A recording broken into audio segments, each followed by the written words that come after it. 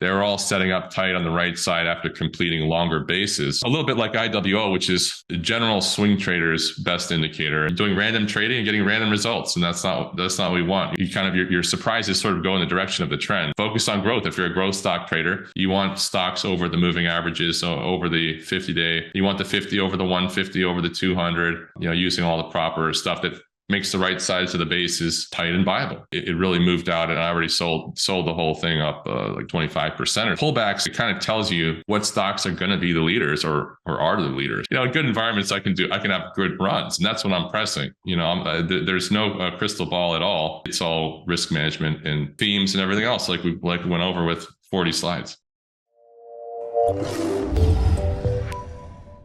Okay, everybody, welcome back. It's my honor to introduce our next guest, Leif Soreide, the U.S. Investing Champion of 2019. Leif, finally got your name right after a few years of chatting with you. And, it's always fun talking through charts, and I've learned so much from you, Leif. So thank you so much for taking the time, and I'm really looking forward to this, getting more into the advanced topics here and improving odds and swing trading. So yeah, thanks so much for prepping this. Hey, thanks for having me, Richard. As always, this conference is really great. It was nice to see John Boyk again. I met him in Vegas. He was just on, a great presentation. It's really cool to be right ahead of Stan Weinstein, whose work I've studied at length, and I've paid people to dissect and go over with me, and over the years, and it's really great stuff. And it's just fun to be a part of all that, and just be the aggressive swing trader that I am, and try to use all the stuff that from all these people that go through your interviews and stuff. And it was cool to be like, what was I, your second interview after who was I after? Your first one was Jim, I think. Jim Ropel. Jim, yeah. Yeah. So Jim Ropel, and that was cool. So it was fun to be like your second interview there. I knew right away you were you had a good thing going, and then look what happened. So it's part of what I'm about to go over, is that never-ending quest for success and improving the odds. And we all know the basics. I'd say I tend to focus on more intricacies through all these different systems and styles and methods. Really, I invent nothing. I just try to put it all together as best I can to improve swing trading odds, because I just love swing trading. So I guess you could just say I'm an aggressive swing trader. I try to trade what I would call like contest style, and really, like this quote from Seth Klarman here says, he said, all an investor can do is follow a consistently disciplined and rigorous approach, and over time the returns will come. So that's what we're going to do for the next hour. And I got 40 slides, and it gets more exciting as we go. Yeah, let's dive in. I'm looking forward to this. All right. So just a quick overview of my influences. Obviously, William O'Neill, the Candlestick methodology is sort of the basis for finding big winners, all the fundamentals and stuff. And Stan Weinstein, stage analysis, you want to buy stocks that are trending, stage 2 uptrends only. And it's the problem is that stage 3, you never really know you're in stage 3 till that ends, really. So it's just the kind of recognizing that and risk managing. And Minervini's work on kind of like the entries and the cheats. Definitely read those books. And O'Neill, all these guys have books. Dan Zanger maybe has some more videos, but just some influence of chart pattern and volume analysis from him. Good stuff there too. So I think I did a tweet about this. Just sort of, you have to have like kind of a big vision for what type of trader you want to be, and really just don't mind the naysayers. Like, give yourself time. It won't happen overnight. And if you start in 2020.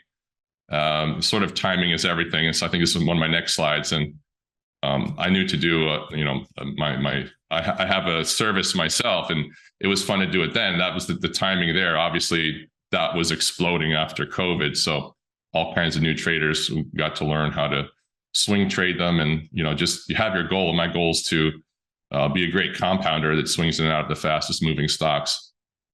But like I said in the slide here, if you don't have kind of basic rules, you're going to blow up. Like my first small account when I was in high school, I went all in on some stock that went bankrupt. I was kind of swing trading in and out of it. And then one day they went bankrupt. So, it was all in on one. That's kind of, not good risk management, right? So you gotta have a rules-based system. and develop yourself that way. And I talk about, subscription services. They kind of get a bad rap, but everybody I know that makes money in the USIC, that places well, has learned from a service, or at least the books of the people that have services, stuff like that. So you got to learn from somewhere, and you don't want to learn from CNBC, random people just giving tips and stuff. Then you're not learning any risk management. You're not learning, good buy points, things like that. So at the very least, you want to talk with other traders. That's sort of the idea of why I kind of do this.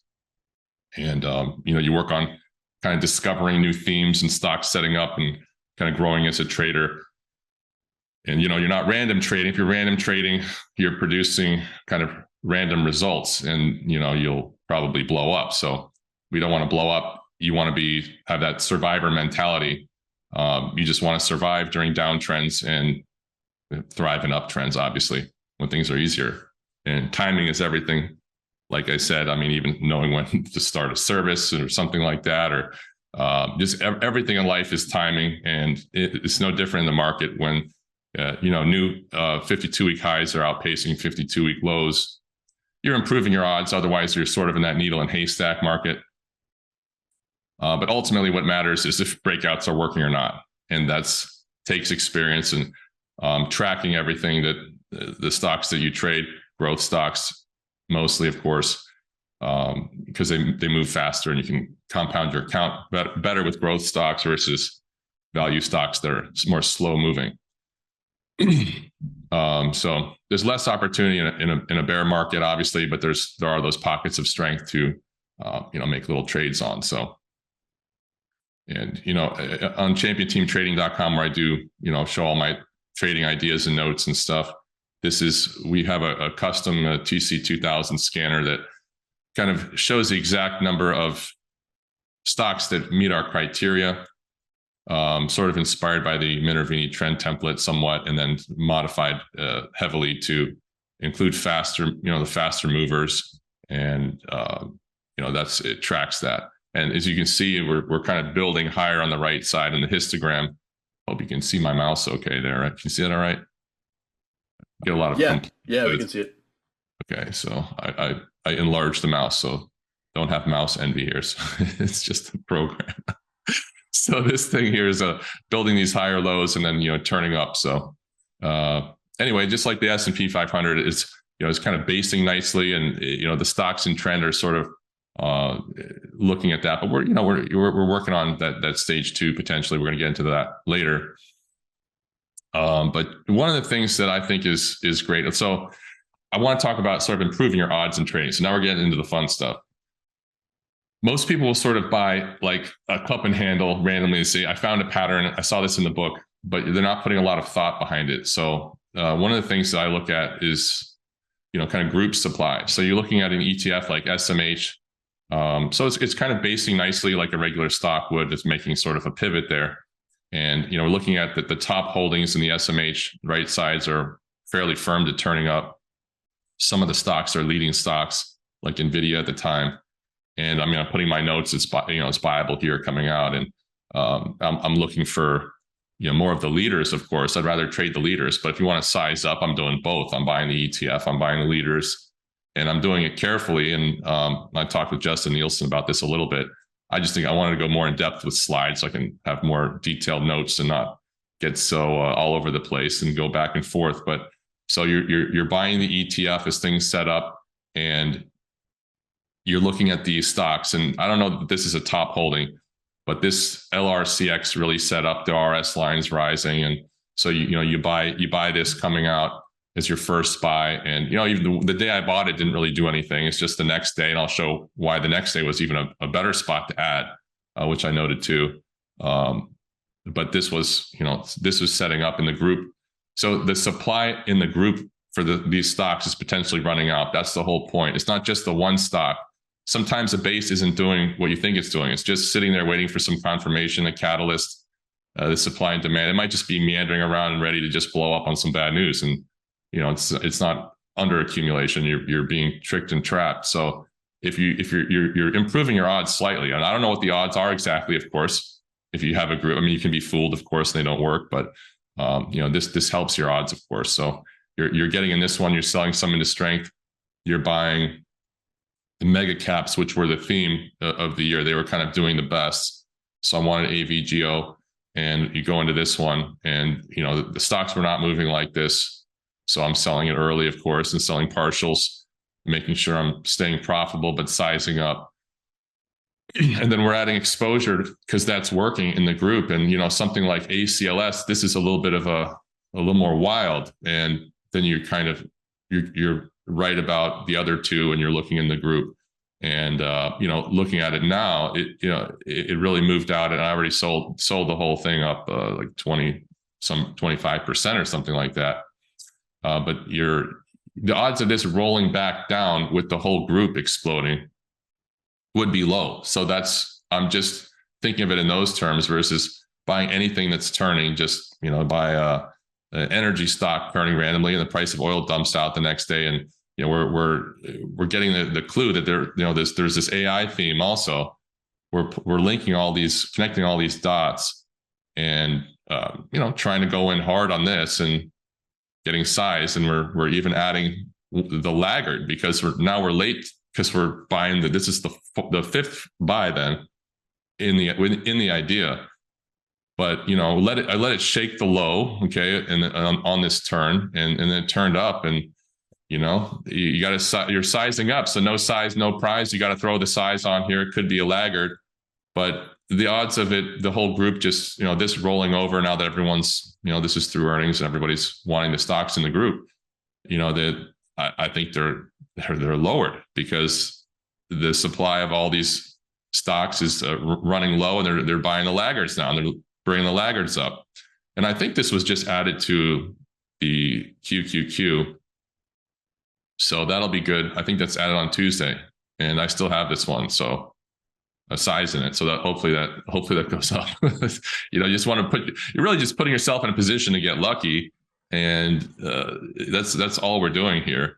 I don't know that was going to happen or anything like that. We'll show high tight flags later that I'll buy, and I don't have any clue about the biotech data coming out, but it comes out as positive. I'd say slightly better than 50% of the time. I don't know how much more, but when you're trying these very powerful patterns, the odds kind of leans to the positive side.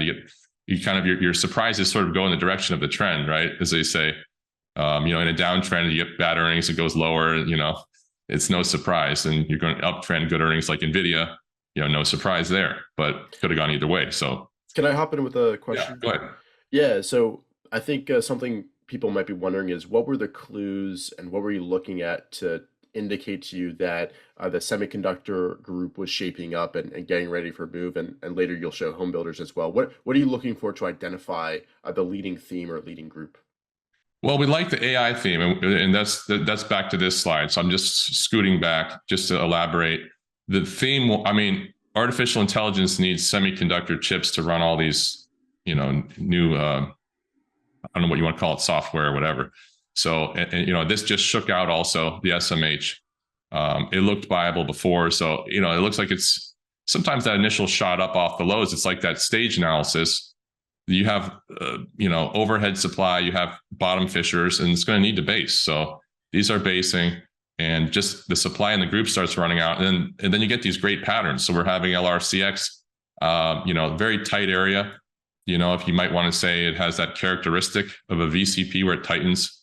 Another way to say it, just tightening area, which is not too many like that lately. We get this kind of higher lows, and it's usually more of a shakeout or something that works better. But this was, I'd say, fairly good looking here. And you just, this is set up. They're all just set up, so they're setting up together. Yeah, they're all setting up together. That's improving your odds. Otherwise, because then they're gonna, as soon as the next buyers are going to move all these up, is what I'm thinking, right? Because if there's any more buying, the pressure, it goes to the upside. They're ready to go to their next bases because like ACLS, it kind of shook out, sort of making the low potentially in a new base, and maybe it's on its way to the next base, which it clearly did there, and sold early. And part of selling early is I'm always going to sell early, basically, which is part of the game.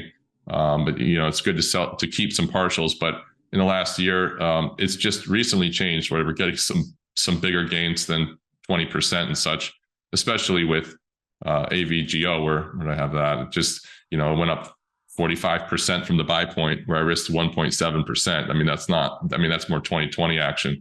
So we're getting a little bubbly here. And when you get those moves and they start working, then you just think the other ones are money is going to flow into that. So people forgot to buy ON, they're just increasing their exposure to the group then, and sizing up in the group just like I am, and just putting it all on there. So yeah, and there's actually a question about ON from Michael. He asked what date you bought it and where you place your stop on this, and it might be a little hard to see that circle. Yeah, you can't. You might have to zoom in, but I wrote the dates here just so you can check out on yourself. So this is May 25th. It shook out in the morning, I think, and then it turned higher through the prior bar there. I'm always buying through the prior bar, through the daily high. And I like the shake. And the stop's just, right below that low of the day there, I think. So we're just playing that move and trying to get that stop within that 5% range. Otherwise, we're taking on too much risk, So did you buy the day of the reversal, or did you buy the next day as it pushed higher from that reversal? Yeah, the next day as it I mean, it dipped down to the 50-day and the red bar, and then the next bar shook the low, and then I bought the turning higher. I see. Yeah, I didn't see that small red bar. Yeah, I see. These might be a little smaller than I'd like, but we're gonna have to. Everyone's got to put on their reading glasses. Yep. So we're gonna have to.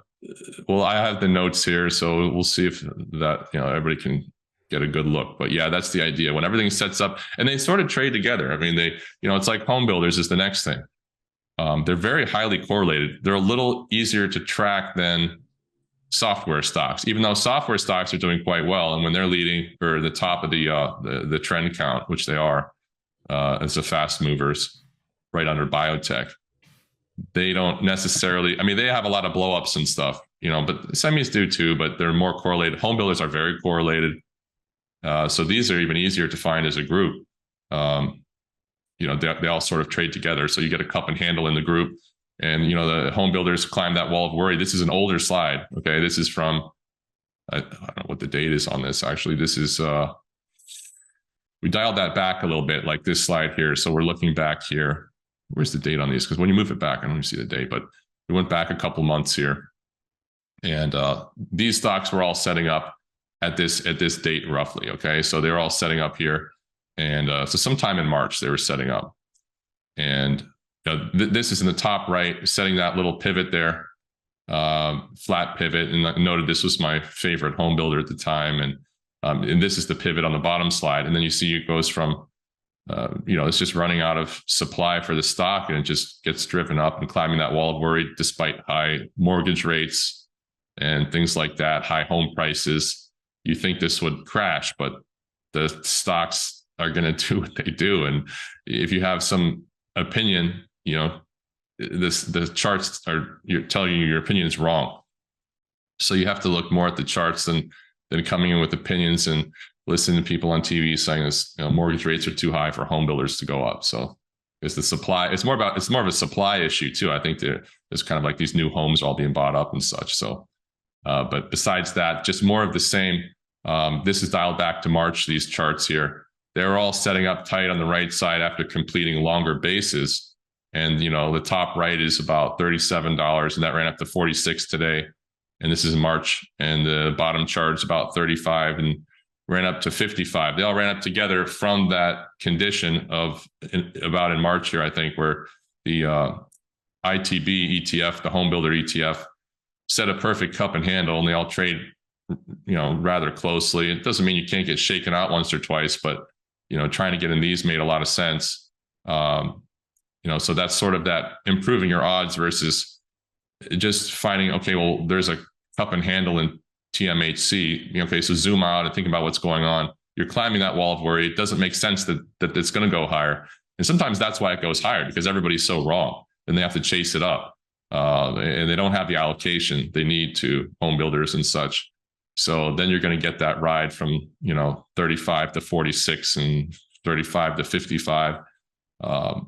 And, just more elaborating on that group strength ideas, kind of beverages is the group chart in the top right. If you see the green arrow, just a lot of strength there, just blasting off. And for the most part, I missed it because I didn't feel like trading Monster Energy, and Celsius is nothing I would hold into earnings there. There's really nothing viable on the right side for my style. So we're looking for a pullback here, and or some way to get in based on seeing that strength.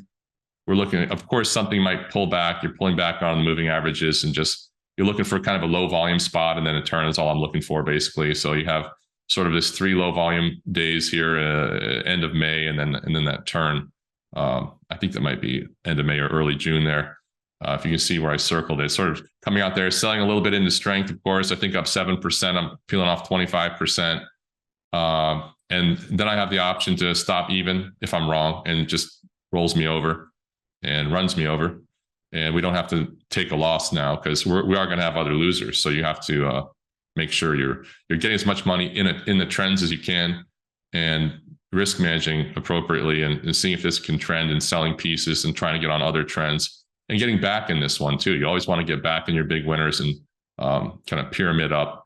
And you get the next base. You can add back, or sometimes you buy a breakout, sell a little bit into strength, and sometimes it pulls back. That you just add it back on some kind of a turn.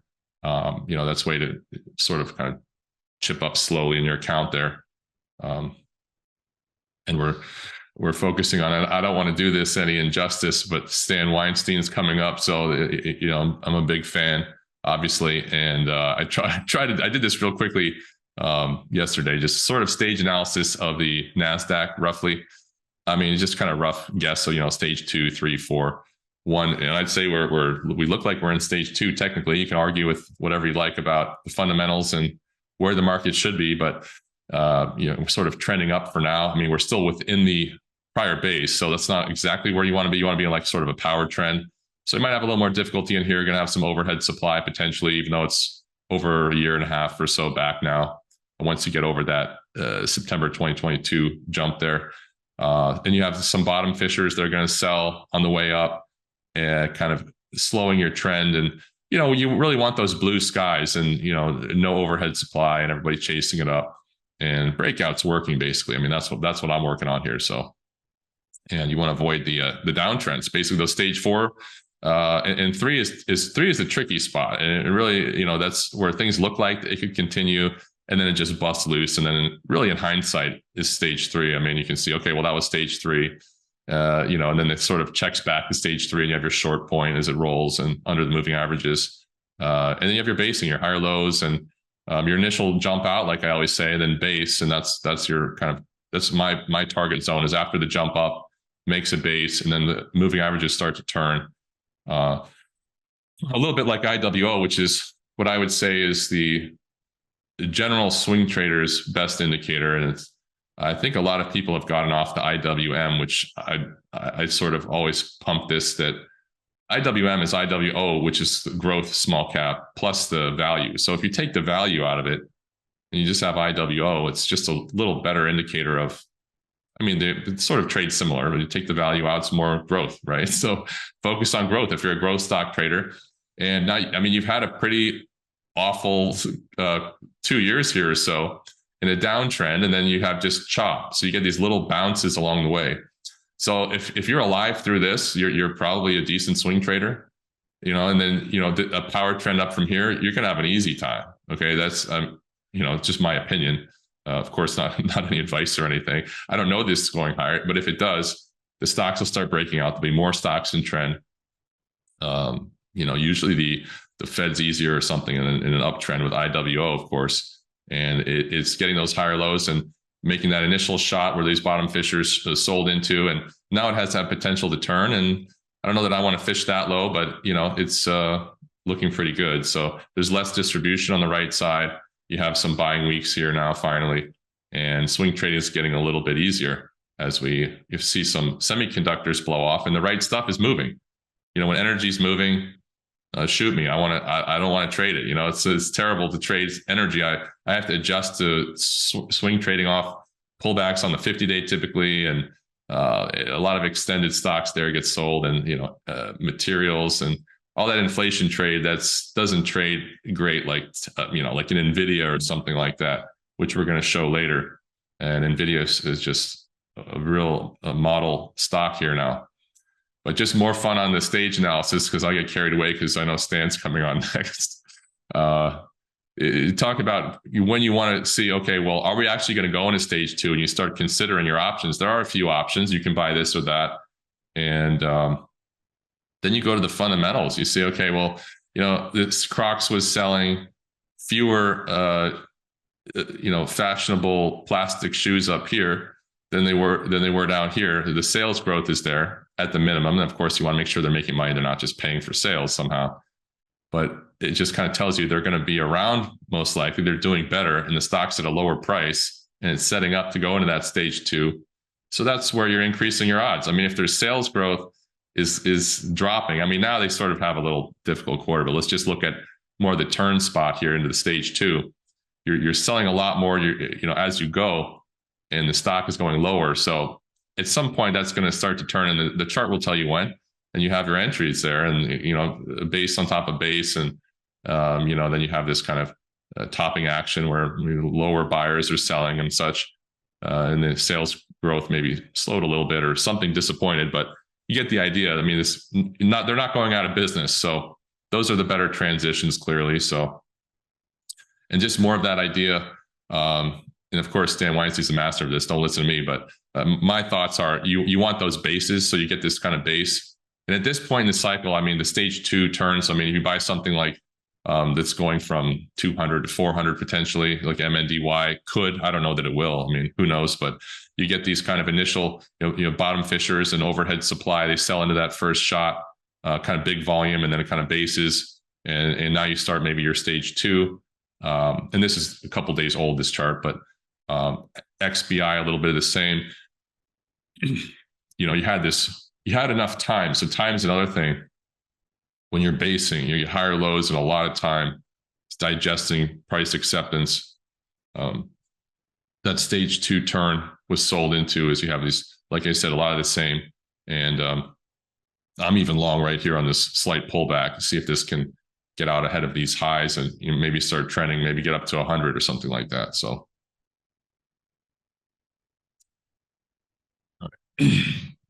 So more of the same of just to kind of just to practice. I mean, this is what we do all week. I mean, I bought P-Core and sort of this IPO base. I want to start considering some of these now. And you have this accumulation on the right side, higher lows, tight weekly action, and their earnings are looking pretty good. And starting to base, I want to get ahead of these highs and maybe catch a stage 2 turn, and sold a little bit into strength. I don't know, was it 8% or something like that? And now you can be a little more comfortable. Selling a little bit into strength means you made a trade and you're profitable on the trade so far. I mean, you can always have your option to cut it even, unless there's some kind of horrible gap or something like that based on news or whatever, which is always possible. So low risk can always go high risk. So you can't put your whole account in something like this, but you position size and you risk manage it as best you can. But those initial shots up off the lows were sold into, and it's working on that base. And maybe this is something the life cycle trade people should take a look at. This sort of IPO basis, I think, shaping up pretty nicely. So they can do that better than me probably. But so one of the other things is just a fun note that we're going over on the platform. Somebody's asking about VVV and what do I make of the volume in the pivot. And I was talking with somebody about this, and we're elaborating on is the fact that that's not a model stock to have huge selling volume in the pivot. I don't know what book has that. So we say it's an avoid because it didn't go anywhere. And it's huge volume. We're not really sure what's going on there. And then I made the slide the other day, and that's all I was going to say. Because I just had a few ideas, so we want to talk about. And then we updated, and of course it's sold off, and that just kind of proves the point. Of course, it could go sky high, but it's nice to see that, okay, well, we kind of stuck to some rules. We want to see more of a volume dry up and a volume explosion out of there than huge volume in the pivot doing nothing. We don't know what that is. So, and it could have been news. I didn't really look at this. I'm just looking at the chart. So we just skipped it. We didn't bother to look at the news. I mean, I can't look at every news of every. And you don't have to do that. You don't have to be a newscaster. I could probably tell all the stocks off the top of my head, and I would know what the symbols are and stuff. But then you're not going to want to know all the news, because then you're going to scramble your brain. You want to look at the important stocks setting up, know the news for those. But this was a skip, so I didn't look at the news. So don't kill yourself with the news. That's not on the slides. It's just me telling random stuff. Model setups. There's a good follow, TA Plot. Check him out on Twitter. It's got a lot of good setups there, and following the model setups in trades very similar to me, of course. So, okay, so buying the RS line new high, of course, is the relative strength of the versus the S&P 500. Not the rating. The rating is a different Market Smith thing here, but you're kind of setting up and breaking out of the RS line is breaking out right into your move there. It's just more people want it than the market that day, and you break out. Just your odds are improved slightly, whatever that is. You just have to add that to your quiver of preferences or whatever, right? So you're gonna have to see what's setting up in RS line breaking out to new highs through the buy point. That's key. So through the buy point, new RS line high versus the market. So the market's maybe pulling in, and this is doing better than the market. Your breakouts is having better odds, and you're not just buying a pattern that is dragging around and going up with the market. This is kind of better than the market in a way. It's just a way to think about it. So, and just to go back to AVGO, because it's recent, and like I was talking to Richard earlier, I said I could put up one chart, we could just talk about it for 40 minutes, just dissecting it. But this is going back to the same chart, just a different lesson. So you have a base here, and the shakeout kind of below the 50-day is kind of a sign of strength, and a lot of people don't see. So, because it was supported quickly after. So I want that quick reset, showing some kind of support down there. That's not, swing traders buying down there. There's not a lot of systems that are fishing the low there.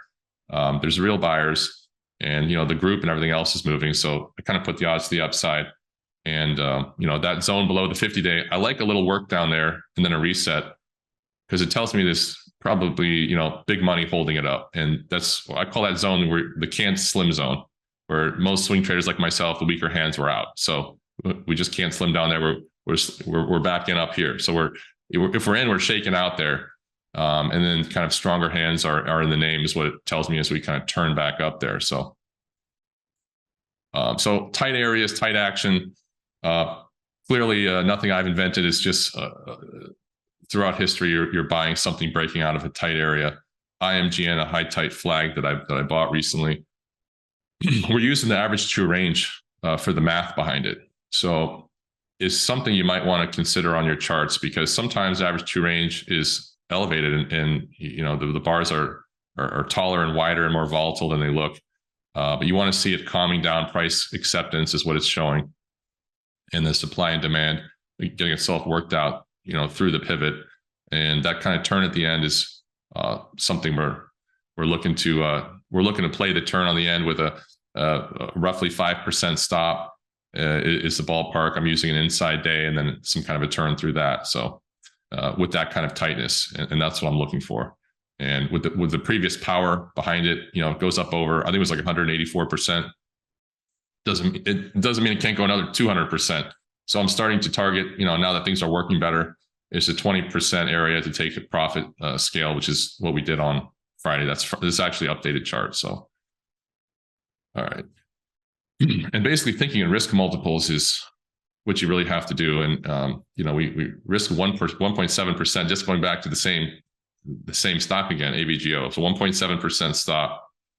And it's about a 26-hour trade to the highs. Of course, I'm not going to capture all of that, but I'm targeting 20%, because that's clearly like the highs of maximum favorable of what we've been getting and been seeing in kind of winners. And this Blowoff is obviously a little unexpected, and I didn't miss it by that much. Maybe in maybe I'm even low on this. I think it was maybe like 760 area, and now it's like 804.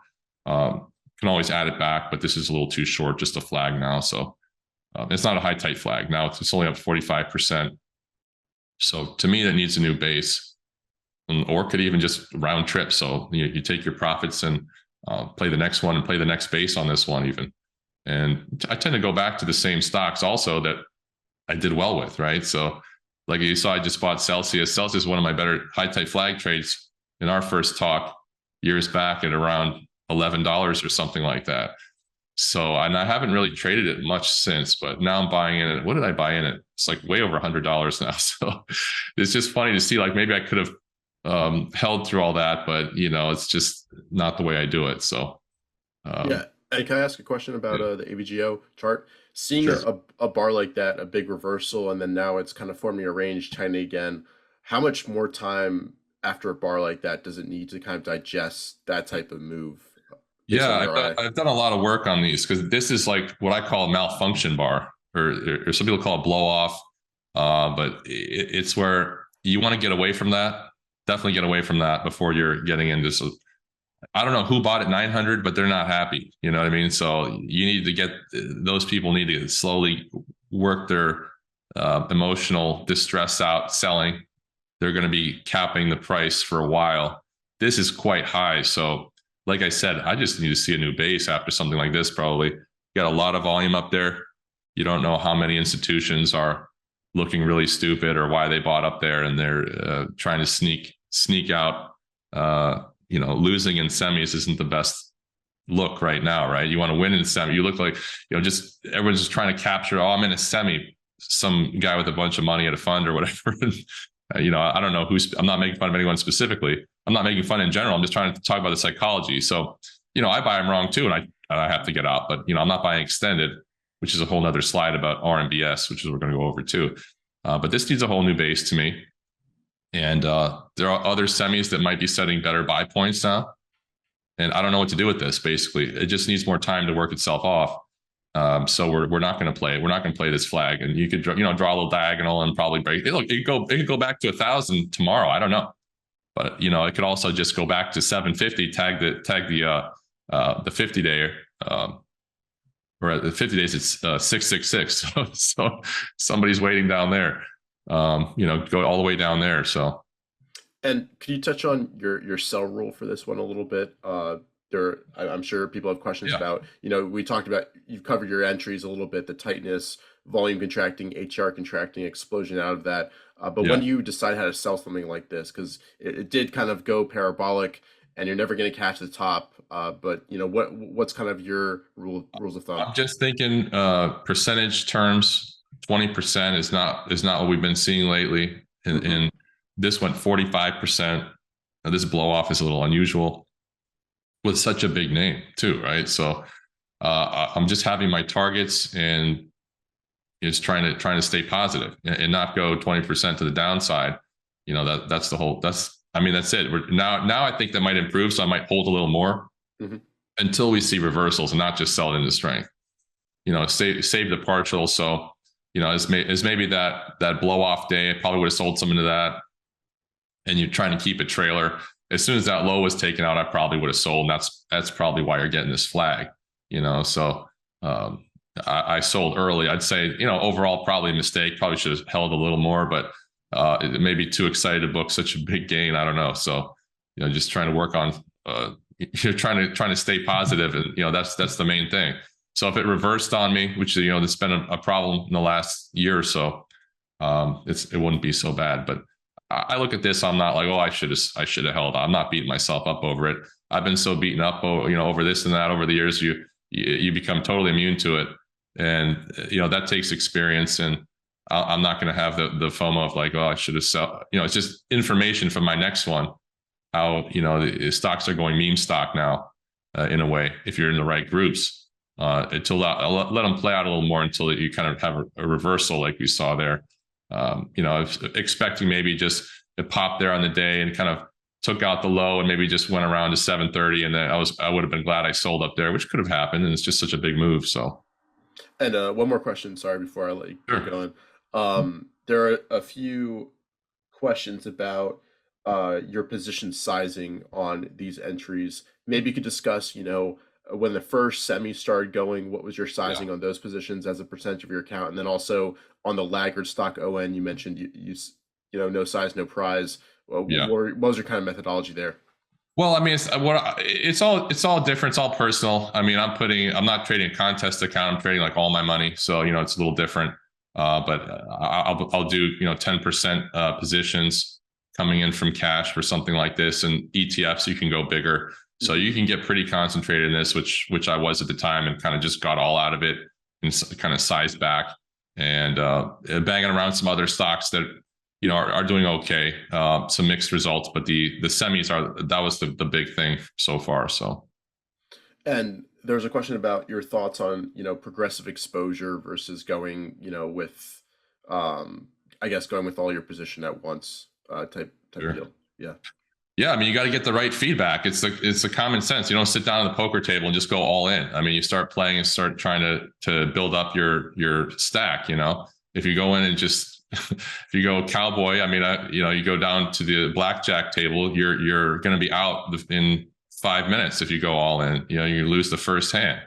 So you have to see how you're doing. And then, I mean, I'll even play, for fun, play some blackjack like that. I'll just play until I start winning and then start sizing up. The same thing as trading, and then, maybe they don't like my play at the Hard Rock doing that, but, you play small and you start pressing when you're winning. So that's all you have to do. Same with trading, and trading is different because you get to sort of see the cards. I mean, you have all these setups, you're improving your odds, it helps. And if things are not working, you don't have to go 10%, 15% size or whatever. You can go really tiny until you get that feedback, and no one's telling you have to trade at all. So you're putting yourself in the position to be around when you're winning and winning easily versus and sizing up when you're winning. And that's the sequence of pressing your bet, on these stocks. And you have to think about it like that. Like at some point, like you're sort of playing a tournament. At some point, you have to put all your chips in and beat someone. You're gonna have to play your hands big at some point if you really want to get some big gains. If you want to have smaller average gains, then never go big, I guess. But you're gonna have to probably bet it all at some point on some big ideas. But that's that careful concentration. That's the idea of what I'm showing here is I didn't just bet it all. These are over several days. If I can go back a second, we're talking about, May 15th, the day before SMH for me personally. LRCX was May 12th, May 15th. I have the confirmation. Okay. And then I'm going to May 16th. I'm buying this. May 25th, I'm buying ON, and I have a big lot of semis now, but they're all working. So why wouldn't I? And they're going meme stock, right? So I'm pressing, as I said, keep pressing the winning group, and you can go very big very quickly doing that.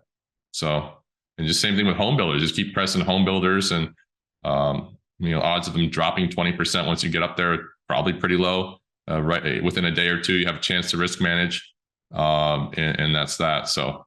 And that's for educational purposes only. I'm definitely not saying you got to go all in or something, but a lot of people look to me for the contest style trading, and we've talked to several traders that say, I'm at the end, and I always say, well, someone's going to go all in, and you better go all in harder. Like if you actually want to win, that's always the move. You're going to have to go pretty hard at some point. When it's working, you finally get like I said, and I think I had a slide that says when you go, only get 2 or 3 times a year that you can really press it.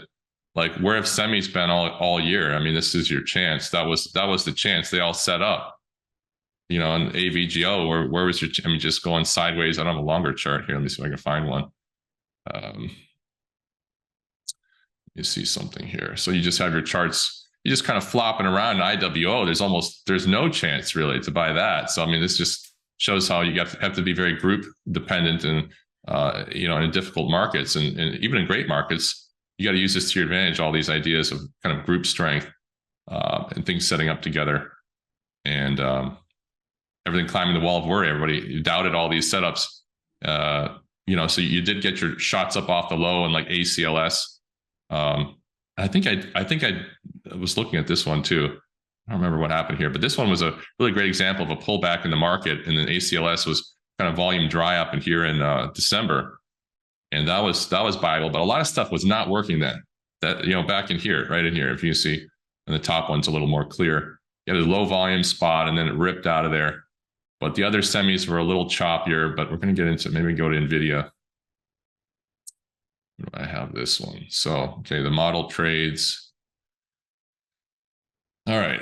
So, and we want to focus on the stronger stocks, and the stocks that are trending are going to have these higher relative strength ratings per Market Smith. It's a different calculation than stock charts is 90 plus. 90 plus. You want to be in the stronger ones. Certain markets, mega caps work, and those are an 80 to 90 RS. So, you know, when tech stocks are leading, it's sort of an ideal swing trading situation. And we want the rally to spread out from mega caps. Is something I tweeted about. If you follow me on Twitter, you can see that. We're starting to see that more stocks are participating, and not just the megas. And that's one of the reasons I targeted AVGO, because mega caps are working. It was a semi. I'm putting a few things together. You have to know what size company they're looking for, and then it just spread out into everything, ACLS and all that. So, but you know, once again, try not to buy extended. You know, you have NVIDIA. Now this is extended to me, so this needs new work. But you know, pullbacks it kind of tells you what stocks are going to be the leaders or are the leaders. I mean, the market pulled back February to March. See the S&P 500 at the top there, the downward sloping there. NVIDIA was upward sloping, totally the opposite. So as soon as the market went sideways, so did NVIDIA, and it gave some buy points on the end of that in a low tight flag. And this kind of move, you know, tells me it was a leader. I just happen to play a lot of the other ones, and you know, had this on the watch list. You know, we'll show why, but this was the clue that this was going to work. Like, you have this big sell off, and you know, NVIDIA's ripping. So I guess I'm going to go random, jumping into candlesticks here. Maybe I should have put this somewhere else. It's a little bit random. Just before you go this, like, if you go back one, at TraderLion, we call this an RS phase, where the market's pulling back and the RS line just in an uptrend. Like that's a key signal that is worth watching for sure. So just want to highlight that again. Yeah, this goes to ACLS. Check that out. And I'm going to lose my place, but you go back, like I said, market pulled back, ACLS went sideways, no volume. It can look different. NVIDIA went straight up during this pullback. So, you know, and then it consolidated. So that's like a leader. And then you want to target leaders, and this happens to be what I call low tight flag. And I'm not trying to invent anything or take anything away from O'Neill. I'm just saying this is my what I look for is a little bit longer base. Okay, we're gonna get into that than a high tight flag. Just my observation, just so I can put a name to it. So we're trying to. That means it's a leader to me. Low tight flag, 60% rise in the flag, and 6 to 8 week base at least, and just a normal base from that. It just tells me the low tight flag, a lot of power, right? Then it could just be on its way. It doesn't have to shoot up like IMGN. It's not a biotech. I mean, it's going to take a lot of money to move this one up there, and we'll get back to that in a second. So that's a tease for the next slide. Let's put it that way, instead of me doing random slides all over the place. All right. Well, candlesticks. I like candlesticks, right? I mean, it tells a story. I'm going back to the same chart in different format, in candlestick format. This TC2000 chart here. You know, so you show the candlesticks. I bought it on the day before this open equals low candle, where the opening price is the low of the day, and it even closed on the high, which is a real sign of strength, which is called a white Maru Buzo candle, which I'm never going to say right. And then we're looking for dojis and tight bars. You know, dojis is like open and in the close about the same, and little tight. We don't want them too wide, but you know, then from this, I bought here as this just peaked out, so it was out a few cents, and then by the end of the day, I'm underwater. But the next day, it was an ad spot as it opened on the low and pushed through the buy spot. I thought it looked even better. There was more volume. You know, everybody's buying it, and then just nonstop buying every day. Buyers in control off the lows. Meaning that even on this pullback was probably viable. It just turned up a little too high, so I don't buy a gap like that. So you know, you're selling some of the strength, you can add it back there, given this kind of strength. And the candlesticks tell the story that they couldn't get enough of this stock, buying it on the open, you know, closing it on the highs almost all the way up, and then on your normal market pullback is some profits are realized and buyers cool off. So And where are you placing your stop on that buy when you're buying in the tightness? Yeah, I mean, you could start using lows of days, but 5% stop or less, and you could stagger it. There's a lot of ways to do it. I can't remember what I did here. I think I might have just done 5% stop, and just throw it down there, put some alerts, and then you would want to see what's going on with it in case you need to adjust and just completely tanked or something like that. So yeah, I mean, that's the way to, if you stagger your stops, you kind of get some bigger size typically, but you're going to have more stops because, I mean, look what I bought. I bought it and it pulled in. I mean, is that worth stopping on? Not really, because it's still within the previous candle. So there's nothing to do there. There's only adding as it came out. It's just improved. Everybody maybe realized that it was a good buy, and as it looks perfect coming out there. So it just, sometimes you buy early. I mean, one of my biggest errors is buying early.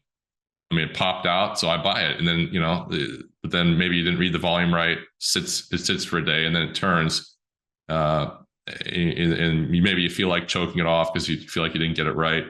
But you got to let them work. I mean, there's nothing here that says, this was a bad idea. So in the groups, the group didn't really tank. So you kind of you look too closely at the chart all day, you're going to panic. So you kind of want to use the daily time frames mostly. It doesn't hurt to look intraday, though. I don't have any slides about this, but you get a nice cup and handle intraday into your daily buy point. I'll add odds to the trade all of a sudden, Right. And there's the point of this. The theme of this is improving your odds, and it's my never-ending quest. I just want to get better and better, and we'll see how far we can go with it, and we'll see if we can figure it all out. And we have all the notes on my platform, of course, and just trying to work on that all the time and getting better. I mean, that's just these little things that can improve your odds, And sorry, one more question. If you go back Oh, yeah, go on the slide, if you didn't buy on the day where it pushed down and came back in slightly, and you're waiting for that next day, and it's pushing through that other high, then would you also use kind of a typical 5% or staggered stop, yeah. or would you use the low of that kind of powerful day? I might have used more of the low of the previous day. So you can kind of have your stop and then adjust your risk. It's just now it's working, and now you're seeing if it works or something like that. I mean, that's how you can trade aggressively and not, you don't want to be stuck in something going sideways within 5% for days and days when there's other merchandise moving out. That's the other thing too. I want to get the money where it's moving. Starts meandering, taking out a low or something. You consider sizing down because you got to be in the right stocks that are trending. If it's not going anywhere and it's rolling lower, you can always revisit. If it's just improving, you can size up. This one just improved. The only thing to do with this was to size up as it came back through.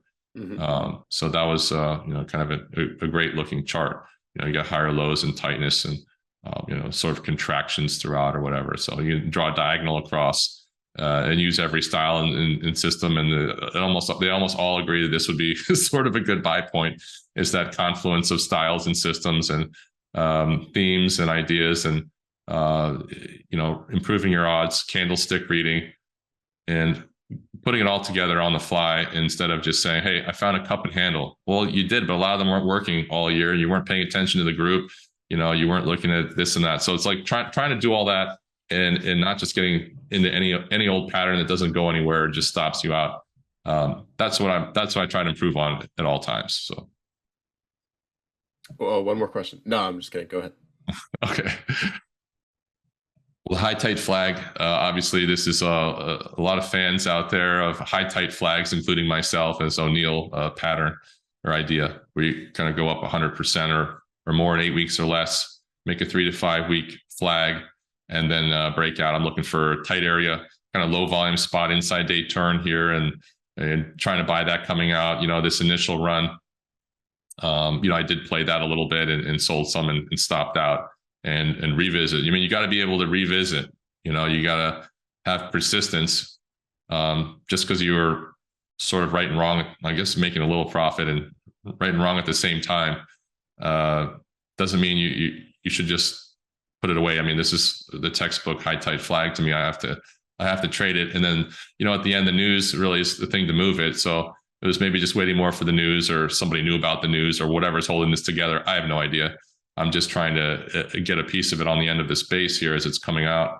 And our profit targets are around 20%. So we got some off at 21% here. So obviously you can't put your whole account in this because, it could have any biotech news, but, have some size in it. And it's helping the account. So, and you're going to have your losers. So you got to book that. We're taking the profit there. It could just tank or something, but this could be on its way to $30. This sort of that $15 range is the ideal sort of high tight flag spot for me. I'd rather this be in a new NVIDIA or something like that, or new technology than biotech, because I'm not a biotech expert, so I can only size up so much in it. Otherwise, I'm going to kick myself when it blows up on me, and there's some study that comes out and negates the whole idea. So slower to take profits there. And on that idea is kind of going back to NVIDIA. NVIDIA kind of a very deep base, but a lot of power coming up off the lows, showing that it's sort of this low tight flag idea that I have, where you're not quite a high tight flag, so you need a little more time. And if you can correct less than 15%, which is preferred, then I'd probably trade it. You get about 6 to 8 weeks, so more time than a high tight flag. 3 to 5 weeks on a high tight flag. So this needs to base a little bit longer. But like I said, the RS line was declining. This was rising. So this next base, I had this on my breakout watch lists and stuff, in here. And then going into earnings, it looks like, of course, it's going to go up, but it could have easily gone down too. So yeah, I would have sized down into earnings anyway here and wouldn't have had that big of a gain. But this is a nice jump. So I'd probably sell into that and, wait for the next base to add back. So more of the low tight flag. This was 2021. So you can see sort of that initial run, that little pop there in the middle in December. It's a little early. So that's the thing. It's not a high tight flag. So to me, it looks like traders almost treating it like a high tight flag, but it's, you have to do the math. It's not 100% rise. So they did the research, you need that more time. So on the end of that, that's where I'm getting in, kind of that 6 to 8 week base. And I don't mind a false run or a shakeout. It got tight enough, and the average true range kind of actually shows this was tighter. I don't have it on the chart. That's why I use it. This looks a little bouncy to me, but we looked for sort of a 3-day little pivot there, got in and sold some into strength. But eventually this did round trip and stuff. But, this is why, like for ABGO, this is why I would sell into that, because this totally round tripped. And then I'm stuck holding the bag. And I definitely don't want to take a loss. You can't take a loss on a big winner. So you have to be selling into strength and moving up your stops at the very least. So that's the low tight flag. And the other thing, I just call it a rocket base. I'm trying to, make the case that I invented it's just a regular base up high tight flag power, but it pulled back more than a high tight flag because I just want to trade around these. So you just have your normal cup and handle base. I'm trying to fish a low, find a low volume spot, some kind of a turnover prior day's high, however you want to do it.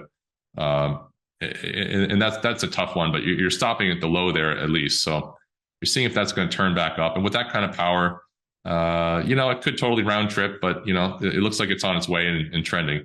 So you have your ad spots, and it's a pretty good mover. And these biotechs have been doing great actually. So that's why I have a little piece of XBI, and ETFs you can do a lot bigger than one of these names, because of they're not, XBI is not going to put out a study on XBI. It's just maybe one or two of the holdings are going to blow up, but some can go to the upside, right? So you have your big winners and your big losers, but overall, with what's the trend? And now that the KRE might be, and some banking issues might be getting resolved, these smaller biotechs might start to have less funding concerns and being able to raise more money and such. And that stage 2 trend, we're starting to put a little bit of common sense to it. I like to work with sort of engineers like yourself, Richard, but I try to go and connect all the smart stuff together, right? That's what we're trying to do, connect all the dots here, all the methods and such. And but we don't buy extended. So this is not a low tight flag. This is not a high tight flag, not a rocket base. Sort of like a 50% rise in 8 weeks, or it's the rise in 2 months is 50% or so or less. So that's just a strong move and needs a new base. So that's how you get from one basing area to the next, sort of like they did before here. You're moving out of this kind of area in October, kind of basing again, and then you could probably buy that off the 50-day, and then that's over 8 weeks or so, and then another base, 8-week base. So that's what we're looking for. We're looking for like another one of these bases. just to make it simple. You see, you can kind of imagine it's kind of base on top of base on top of base sort of here. So we're looking for another base. Don't make it complicated. And this could top out. This is kind of a big move. So, RS rating, RS line sort of pulling in there. And we'll see. But, just look to reattack it 6 to 8 weeks. Keep your account intact for the good setups. And you'll get all chopped up, in my opinion, having no system buying any little flag. I mean, I can't do that. So I got to stick to, proper bases. And then they're all here. There's several bases right on the chart. No reason to get crazy with the short little flags and all that. But, you can read it in the bigger time frames and see how it all looks. I do like looking at maybe there's an inverse head and shoulders within the next base in 6 to 8 weeks. Then I'll put better odds on it. You use a little chart pattern. How tight does it look? There's a volume drying up. Is the price being accepted? What's the group doing? And start drawing all those lines together as we're sort of trying to do in this presentation. But there's so much more than what I have on here to figure out. But this is just a starting point to sort of go to your buy and say, okay, these are the things that are starting to make sense about this trade. It's getting tight, setting up, the group's setting up. There's power there potentially. It's a fast mover. The group's doing good. Stage 2 uptrend, on and on and on. And then you're layering your odds on, it's odds on top of odds. And so you're just going to get a stop anyway sometimes, but that means you pull back, right? And then, we're playing for these moves for the next bases. And if things start going wrong because the market rolls over for whatever reason, then you're pulling back and you're not being aggressive with these tactics. The tactics change as you become wrong. You have to sort of pull back, and if you're going the wrong areas and such. So anyway, so tracking when to sell is another thing, and that's why what I said. I sold AVGO too early because that's what was working. This kind of 45% move on one of my trades. It's not 2020, but suddenly it is in at least one group. So didn't see that coming and just wanted to book some profits. But that kind of information is telling you something, and you just want to know what that means. And ACLS kept going, LRCX kept going. So some of these might trend for more than just your next mini base level. That's the thing. So you have to recognize the kind of power in the market. What and kind of have those targets. And then maybe adjust your selling rules to trailing stops and chart pattern that starts to roll over and look negative, and you start reading negative volume and getting out. So, and like I was saying, no traction, size down, and don't make random adjustments. So if you always make random adjustments, and like I tend to do it at the close. At the close, that's. If you're making adjustments all day, you're selling, you're down 1%, you're chopping yourself up. By the end of the day, you're back to where you bought it. It's nothing to do. Like LRCX is the perfect example of me being underwater and, looking at the end of the day, that day, like, oh, not again. It's going to go against me. You're going to want to size down. But there's really nothing to do there. Is it just slightly back in, and then you have your better bar the next day. And, have your stop placement rules at least. You don't have to use mine, but I mean, I tend to go, I'd like to have 5% or less. Okay. AVGO is a little rare, 1.7% stop.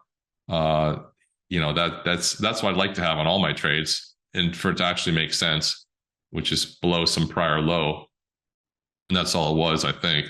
Below 1 or 2 prior lows got me 1.7%, and it moved 45%. So you got to think in those risk multiples.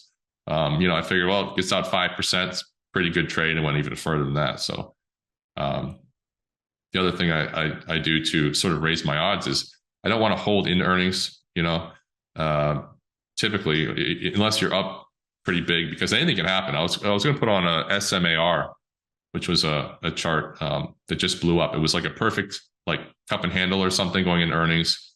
And, obviously you can't buy it because, well, you'd be up 3% going into earnings. And even if that's the options volatility, I think it still went down 20%, if I remember, something like that. So there was nothing to do there. Nothing blew up. So I'd rather go through earnings. This is Melly. This chart's, it's not a textbook one, more BSY than this is sort of more textbook, but you get your normal base and it kind of opens inside and pushes out on an earnings surprise, this is what you have to buy almost. Like, I should have bought this one with both hands and, take a profit scale and let it ride there.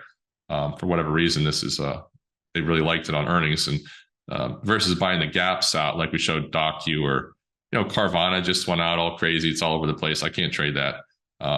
Some people do, and that's by all means, do what you want to do. But for me, it's got to be coming out of a proper base. And yeah, this is DocU. I think this gapped up and went straight down 11%. This opened inside and sort of pushed out 11% or something like that. Melly had a beat and raise, pulled inside, intraday turn through the prior high. I'm trying to get in that, selling some into strength. This was back in March. Things were a little more difficult, so I'm selling more into strength here, and then I'm out. You got to be willing to go to cash. I think I went to cash here as I sold this. Maybe had a couple that were going against me too. So you have to kind of balance that. If you want to get in, get a look at the market, and things are all going against you, sometimes you just have to offset your winners and you have to cut things short. And of course, I mean, this base is totally rolled over anyway, but I traded this another 2 times just for small gains roughly, but look at it again later. But beat and raise through the buy point, proper base.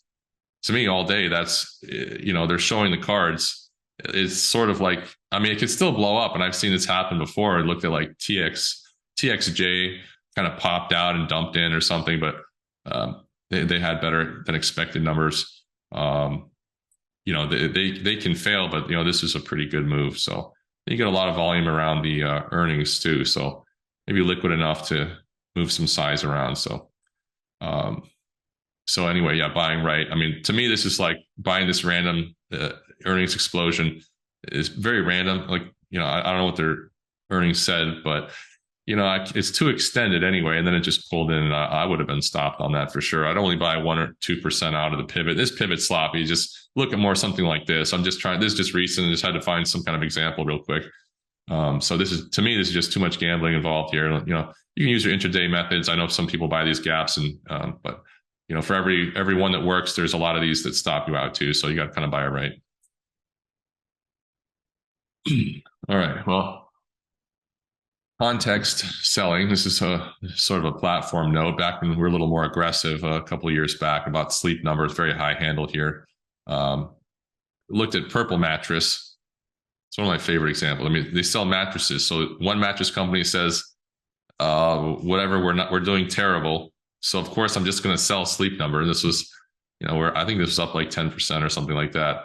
Just sold the whole thing, and it just tanked just with the other one. Like, they're both mattress companies, very, very correlated, very, you're not selling mattresses. Well, maybe the other guy's not either. That's all I figured out. This is not, you don't need an MBA to figure that out. But, it's not always right. I mean, this could have kept going. That could be company specific, but, you only need one reason to sell. And I mean, recently, I think AZO, sort of auto parts, kind of tanked on earnings. And I was in PAG, and it was like perfect. All the group strength, everything was fine. And I was going to almost show that. But it dumped out, and I sold PAG. I tried to sell it close to even, little liquid, so you can't get too much size in that. And it sort of rolled over there down to the 50-day and got worse from when I sold it. But then it just bounced back for whatever reason. Its market's better. Cyclicals are doing well. Sort of ripped back out again. So, I avoided a little bit of the downside, maybe the full stop. And, you can be wrong. I mean, this could have, sleep number might have mooned because maybe they took all their business, but just to be out of caution, I'm taking the PAG off because no one's selling auto parts. Maybe no one's buying any cars. It's just, we're taking a quick, and then everybody else thought that, at least for the day. AutoNation sold off. So I'm like, okay, well, that was right. And then the next day, the market, bounced everything off the 50-day on AutoNation and PAG, if you want to look at that idea. But check PAG, AutoNation, GPI, all those were setting up rather well, very, very tight in the supply. Once again, the very correlated supply sort of running out on the right sides of the bases. They had every reason to start trending with cyclicals working and all that. And then AZO, I think it was AZO, they came out with some bad earnings. And that just gave me a reason to sell. And sometimes the market fools you and you're gonna have to live with it. So that's part of the game too. So thanks for watching. And it's a Bruce Lee quote there. Awesome, Leif. This has been really fantastic. Getting into a bunch of advanced topics. There's some good questions coming in. First from Michael, how often does Leif find himself buying pullbacks versus breakouts if breakouts get shaken out a lot? Yeah, that's, on the stage two turns, I'm looking lower like I did with P-Core. I like that idea of the whole weekly pullback there. I'm trying to buy sort of a turn off the lows so I can get ahead of the high, which is I anticipate is going to be choppy. So I've already sold a piece, but it's sort of bounced back already, showing some signs of strength. But in difficult markets, or if you miss it, you see a lot of power like Celsius. I bought the pullback on that because I just couldn't get in. I don't buy the gaps and I have to let it base and turn on top of another base. Typically is where you want to go, is where on top of all the other supply where, there's just a few bag holders buying the pop up there and trying to get out. They realize they're wrong. And then they're changing their mind as they're chasing it back up. That's a lot of pullback mentality too. You sold in the strength and you see, it didn't tank like I thought. And even the same people that sold are rebuying and turning it back up. But pullbacks is when I'm a little more careful for sure. Breakouts, yeah, I mean, I trade breakouts for the most part, but I like as early of an entry as possible in difficult markets. In 2020, I think I traded was like a Chinese stock, but I don't trade any Chinese stocks anymore. But like TIGR, I just drew a line across, like, nonsense, like a nonsense buy that just went 20% up. Like, it's like I would never do that right now, but that's what's working, and that's how you have to adjust on the fly. I think it was something like it was a high tight flag also, with almost right side was, you laugh at it today. So, but we have all these notes, which is really funny to have on this platform, Champion Team Trading. So you can see how the style sort of adjusts. And I mean, it's still a difficult environment to randomly trade. So, there's one or two you might want to try. I was like looking at Zillow. I think this is going to turn. I just can't get this to turn. So some stuff's just not going to go until whenever. And sometimes you're early. My biggest error is being early. So if you read the group wrong and you're just looking at individual stock, then I think you're getting more random results. So I don't have really a great group with Zillow. So, I tried that one, messed that one up a little bit. But that's what you're going to do. If you're not really using all your tools, you're going to have probably a bad result on your trade. So using all these tools is like, kind of how getting in these semis made the most sense so far. This year, that's kind of one of the better runs of concentrating into an area. Right. The Homebuilders sort of did the same too. So, And do you have any advice for people who want to get their entries better and identify those pivots better? There was somebody who mentioned that they get shaken out a lot with tight stops, that type of thing. Any advice for identifying the pivot where, if you're right, it goes. If you're wrong, you've got a small loss. yeah, I mean, looking at all the model trades, model stocks, you're studying all that first and foremost, and using average true range, add some math to what you're doing. You want to see it's telling you that tightness is improving throughout the pattern as the bars are contracting a little bit. You want to use that idea and start, and you just combine all these ideas. So that's sort of the thing. It's like you can only get better the more knowledge you have of, this opening on the low shows buyers are in control off the open on this stock, and it's pushing through my buy point. I like it more and slightly more. It doesn't mean it's going to work, but you have to have the experience to recognize that on the fly. A lot of times if you're new 5 minutes off the open, that's what's happening. And, at the end of the day, you realize it opened on the low and you forgot 10 other things. So you gotta give yourself some time to be able to pick up on all that stuff. And read volume, and once again, like look at VVV, 3Vs, all that volume in the pivot, it's not a model stock. Is the volume drying up? Is a price looking like it's more accepted? Or does it look like it's turning slightly? What's the group doing? I mean, that's everything. I mean, all the things I'm saying, and then 10 times more. It's just so much to know. Yeah, I think I don't know what interview or whatever you mentioned this, but you're almost looking for a cup and handle in the volume where you've got to ramp up and then it contracts and then it kind Right. of sets up. Yeah. Yeah, it's like I have a property that I sold. I bought wrong, and I bought at a high, and then the market came back for your cup, right? It's the property itself, and I was just happy to get out, and then it made the little cup. It made okay. So I bought at the high. Let's see. I'm gonna go the other way. Bought at the high. It returned, so now I feel good. I'm selling, and it puts that little handle, a little dip. I'm like, oh, I'm great, and then boom, it explodes the price. It's just that's how stocks are. You're making a cup and handle the same way. You know, you It's someone psychology. bought it.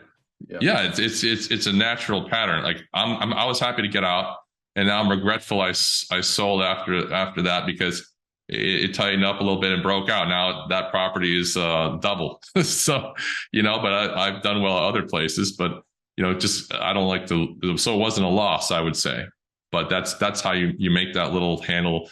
Everybody getting back to even, and the patterns are there not just because it's. I mean, it's all psychology making that stuff, making those chart patterns, and you have to read it and think about what everybody's doing. And I was just honestly, I was just tired of that. I didn't want that property anymore. But that was some of the mentality is like, well, I'm even just get rid of it, right? So that's like a stock. So you buy it. Someone bought Nvidia. Nvidia was a huge base, so sort of broke out from like a long base, very deep. Somebody was selling up there. They're happy to get out, and maybe they're still holding. So you're making these patterns, but the longer the holder is willing to hold it, they're just a long-term holder then perhaps. So I was a short, I wasn't in it too long. So Yeah, there you go. You shared another edge. You got to trade off the Zillow estimate charts and with the yeah, prices. Zillow estimate, right? I mean, if you buy right now, maybe you're buying high and the market pulls in, you might want to get out when you get back to even in 5 years, if that's how the market goes. And and then it dips a little bit, then breaks out again. I mean, it's just as they print more money, inflation is always going to be there, and you're always going to be going to the upside at some point. Most likely is the land is scarce and stocks are getting scarce, right? I mean, you have the supply of housing and stocks for the ETFs and all that is there's a lot to know. I mean, how many houses can you build in what area? How many people? So I'm in Florida. Everybody moves to Florida. The supply and demand, the prices are high, despite interest rates being through the roof. So it's kind of interesting that way. Yeah, perfect. All right, there's a few more questions here. First from Dan. He wants to ask about kind of your current exposure to the market and kind of your thoughts right now. Yeah, no, I ramped up pretty heavy, and some of the recent action gives maybe looks a little frothy. People want to wait for the Fed and such. So just looking to dial it back a little bit. Like I said, sold basically most of the semis already, and trying to stay, looking for the next setups. Like I don't see a lot of great setups. I've already done some of the homework for this week. Any But group there are themes that you see themes, shaping up? yeah. Themes. What am I seeing? I mean, software. Really, Yeah. software is kind of in general sort of doing well, sort of running out of supply in that group. Biotechs, IMGN up 20% in a week or something. That's just the news related. But BMEA, I traded that, and all these, a lot of great biotechs are moving that are in trend. I mean, I'm not bottom fishing this stuff. You want stocks over the moving averages, so over the 50-day. You want the 50 over the 150 over the 200. Using all the proper stuff that makes the right sides of the bases tight and viable. Otherwise, you're doing random trading and getting random results, and that's not what we want. You want to be consistent. You don't want a system jump. And there's a lot of that in this bear market. I know that for a fact because I'm involved with some of the education side of it, and you hear switching to bottom fishing or something, and that works for a week or whatever. I mean, it's like you got to be able to take a little bit of. Sometimes the pain is just sitting out or whatever, right? I mean, that's just painful. It's like, oh, what am I going to do with myself or whatever? I don't know. This is why. I mean, I do a lot of different stuff, so just try to stay busy and set up your plays and don't overthink them. If you micromanage your trades too much, and this is what I know a lot of traders don't admit, they chop themselves up doing stupid things. So try to get yourself in the right space. If you have to go smaller to behave yourself, then do it. No one's going to master it. Like I said in the first slide, in 97, I took an account and just went to zero, basically, like right off the bat. So haven't done it since, so that's good. But you're going to have your times where it's not easy to trade. But if you have rules, which I have now, I would never have done that. And I was more going off of tips and nonsense. So going many years later, it's just fun to be a part of all the trading. And I'm just here to like sort of combine all the ideas and just all the observations I've made and just trade with other great traders and find great ideas and see if we can trade them. I mean, it's simple, that's my favorite thing to do. So, and it's fun to be on the internet with you, Richard, and all this stuff. Spent a lot of years out of anything like that. And people are always wondering, well, what do you do? I trade stocks. Like everyone's like, sure, you trade stocks. So that's why I did the USIC. But to be useful and out there and working with other traders, you don't have to win the USIC. You just have to be useful. Yep. There's some traders I know that have not won the USIC that I get more out of them than out of people I know that did win. And sometimes, somebody that has huge returns, you put too much weight on their ideas. So I don't want to ever say stuff like that, but you put too much weight on their ideas and you go in too heavy. If you get an idea from someone that's just very analytical, this is a model trade setup potentially, and they don't feel that like need to, they must know something. You're going to manage yourself more appropriately and look at the idea more objectively and make it your own, I feel like. So that's always the thing to do, is don't get carried away with, so-and-so put a chart up or something like that. Or even me, like when I put a chart up, just try to look at, we're just observing patterns and such. I don't know what's going to happen on anything. I'm under 50% win rate, 100% of the time. So, in good environments, I can have good runs, and that's what I'm pressing. Yep. So, there's no crystal ball at all. It's all risk management and trying to set up your themes and everything else, like we went over with 40 slides. Yeah, perfect. And there was a really good question asked. People are doing my job for me. This is great. From FFTY, what are you looking to learn or improve in 2023 and going forward? Well, I mean, what am I looking to improve and going forward? I always want to be able to go like my full net worth, like not net worth, like full accounts on margin. This is something that's always, I mean, I can do that in a contest account, trying to get in aggressive. It's been so hard in this chop to get something like that going. It's got to be the right environment, right? Yeah, I can't just work on that. That has to happen. But, just that's something that I'm more looking forward to, I guess. That's not been the case for a while now. Just being able to have a system. I mean, I guess I'm pretty much there. I mean, we have the trend count, we have the lists, we have the system. We're just trying to line up all these things, and I don't know. We're just trying to do better is all. Yeah, perfect. Leif, this has been really fantastic. I think a lot of people have gotten a lot of value out of this. If you are enjoying this and learned something new, make sure you leave a like down below, subscribe to the channel. Leif, any last words that you'd like to share with everybody? Any words of motivation or inspiration?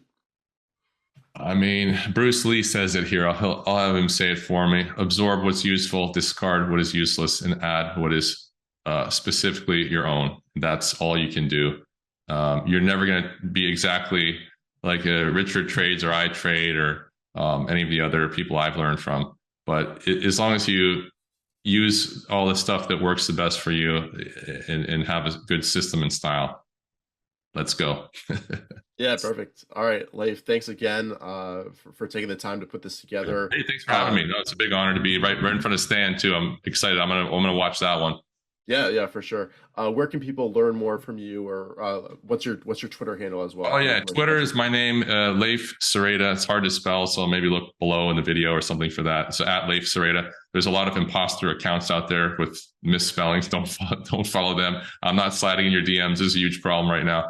And then there's championteamtrading.com is where I have the educational platform where we put all the notes, have all those lists of the stocks and trend and watch lists, and all the notes of what's setting up, and all my thoughts on it a weekly basis with videos, and we review everything. And I mean, that's how I get better. So that's the only way I know how to do it is just work with services and stuff. So Yeah, great. Well, thanks again for your time. Thanks to the audience for tuning in, and yeah, we'll be right back here with Stan Weinstein. So stay tuned. You don't want to miss this. And yeah, I'll be right back. Take care.